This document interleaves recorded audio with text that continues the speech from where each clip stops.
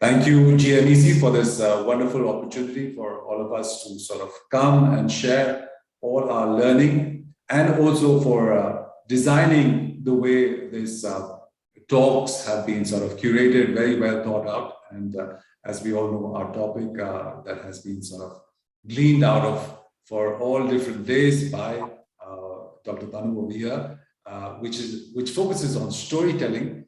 I'd also like to welcome very warmly my co-panelists on this session, Professor Farkan Kamar. He's a former advisor to the Planning Commission. He's now associated with Jamia. Professor Manisha Pathak Shelat. She's an eminent media educator and a professor at MICA in Ahmedabad, where she's the chair for Center for Development Management and Communications, and Professor Arvind Singh, who's joining us from the US. He's a Marston Endowed Professor of Communication at the University of Texas at El Paso. So a very, very warm welcome to all our co-panelists. What I would be, the aspect of storytelling that I would be talking about is, of course, to do with my experience in the media, also communication. Can I share my screen? Tanuji, can I share my screen? Sure, sir, sure.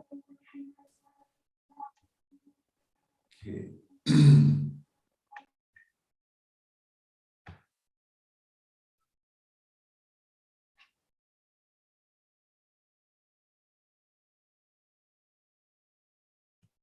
Okay, so what I'm essentially talking about today is storytelling in the age of disbelief. Is the screen on full screen, or you can see my other sidebar as well? We can see the sidebar, sir. Okay, how do I just enlarge it? Just give me a second, I'm sorry. Control F5 if you are working on. Okay. No, control. Just click on to slideshow. Yeah. Okay. So storytelling in the age of disbelief, what we have come to know about communication today is that the attention span, the human attention span, which was very valuable for all kinds of communications, be it the advertisers trying to reach out to their prospective customers, or to media people trying to reach out to their readers. The attention span itself has shrunk over the years, and now it is probably lesser than that of a goldfish, which is in the range of about 8 seconds. So the human attention span has actually shrunk so much that we are even less attentive than goldfishes. And my theory, or my premise over here, is that the first cause of this shrinkage goes back to the time of the invention of the printing press, which was the work of Johannes Gutenberg.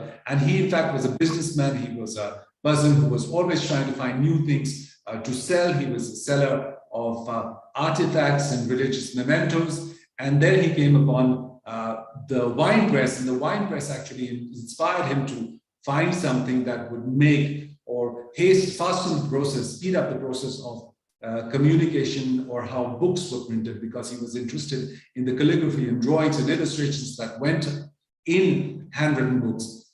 And so in one sense, the wine press is an analog of the movable press that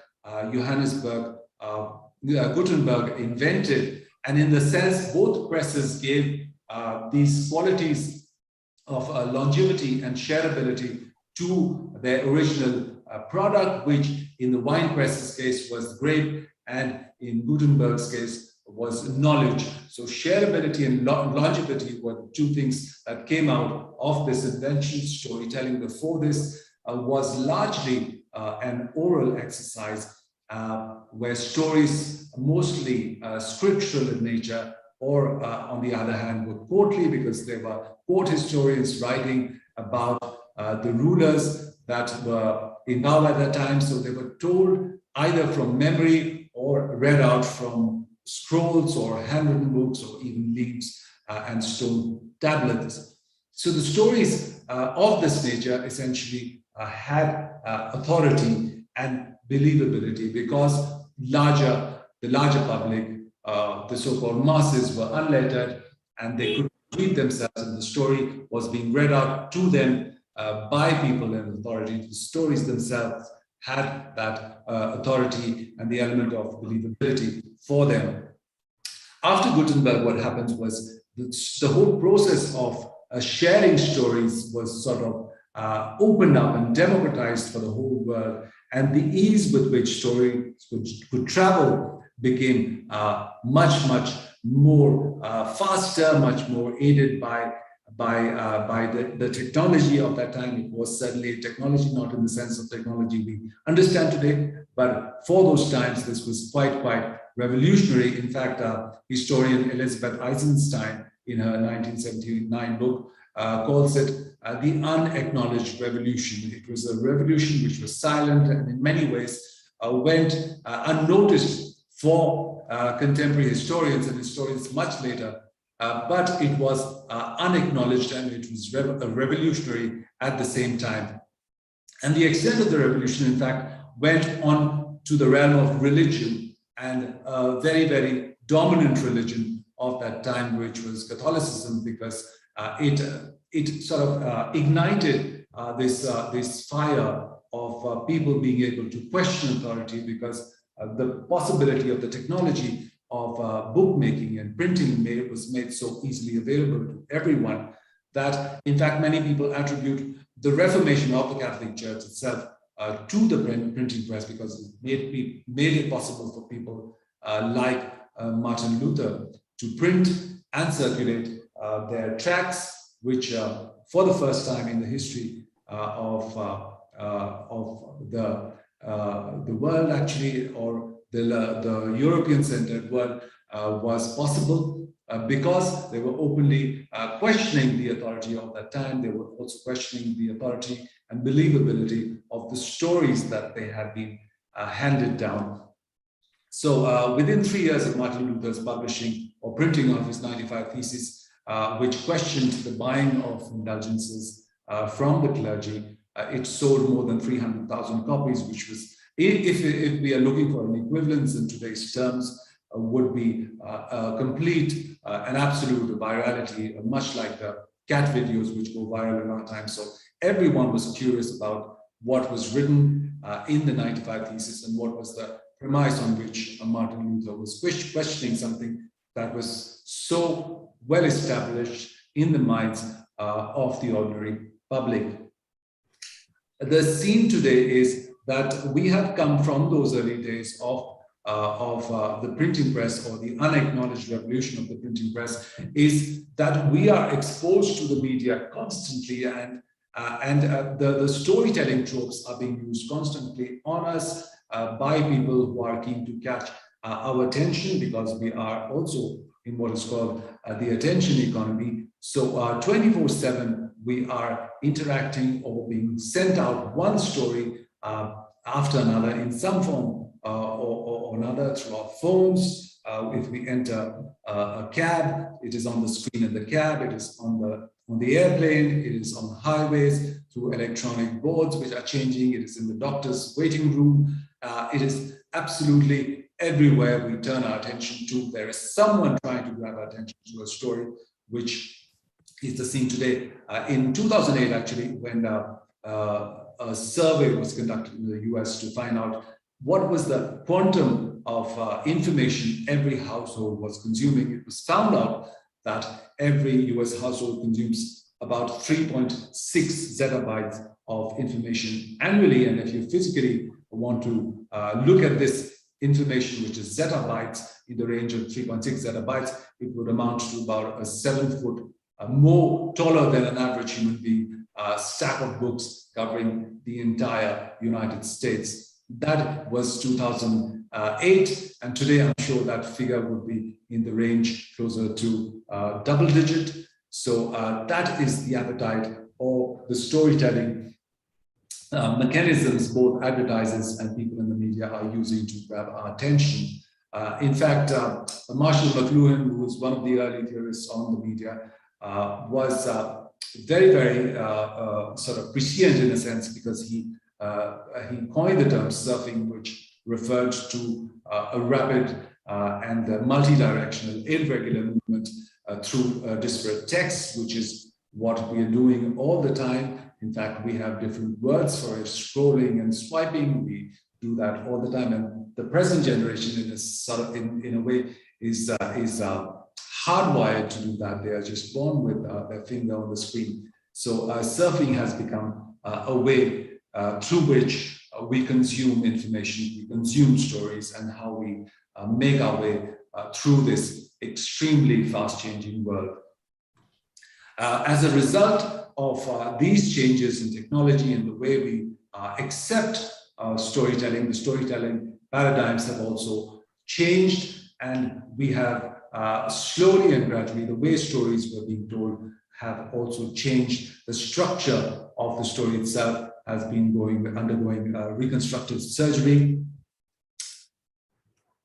And there was a story, a cover story in Wired magazine, which looks at the digital aspect and digital news that is happening in the world.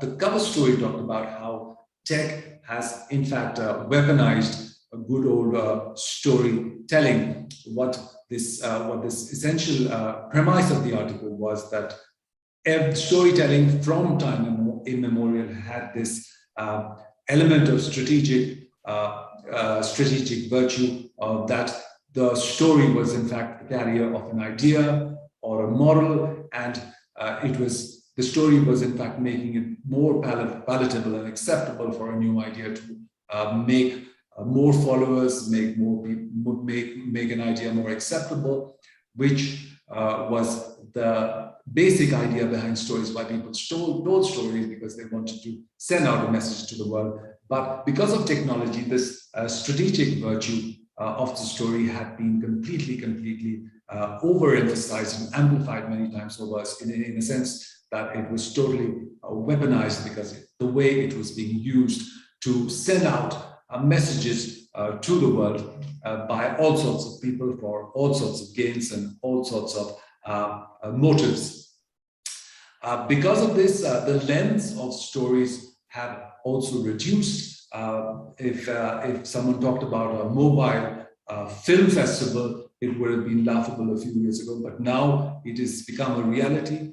Films are being shot in that format and using the mobile phone as an instrument or as a device to tell stories. So people have recognized the importance that storytelling does not require so much technology or so much extended equipment to bring out a moving or a story that is palatable to viewers.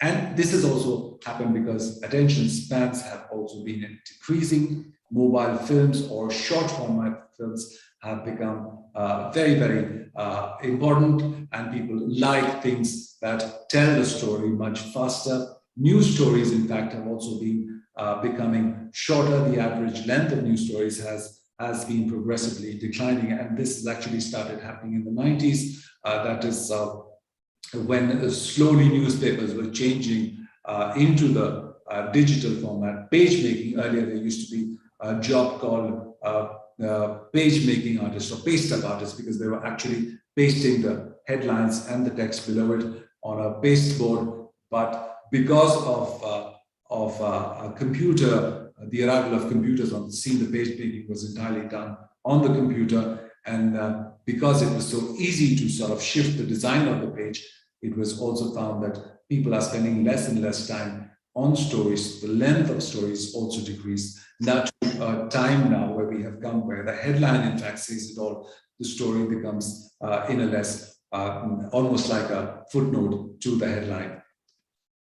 This is also sir, sorry for interrupting, but we'll have to conclude it in a bit. because we'll sir, actually we'll be listening to you again at the end of the session when you conclude. Okay. But since we have I'll just quickly run through what Yes, I prepared. I'm sorry I have to play the butcher role today, but I can't help it. Please conclude, sir.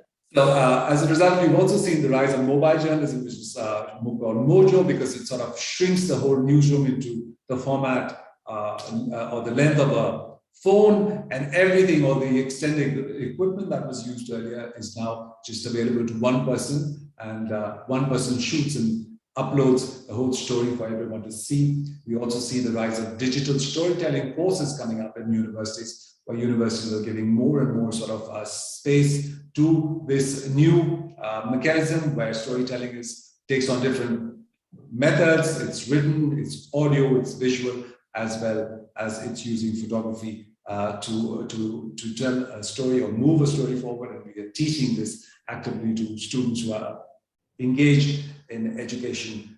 In a scenario like this, where the speed with which technology is empowering young people to share their stories, it becomes very, very important for educators to factor this aspect of speed and technology into the way curriculums are made and courses are structured. Because we also, there was a time when knowledge was supposed to be power, but that is a fast fading paradigm, because stories can get published in minutes and they can go viral in hours. Videos, on the other hand, can do that in mere seconds, which is why stories, in a sense, are losing their authority and their believability, because they're competing alternative facts and realities, which is what we need to factor in while we are in the business of educating young minds and influencing them for the future. Thank you.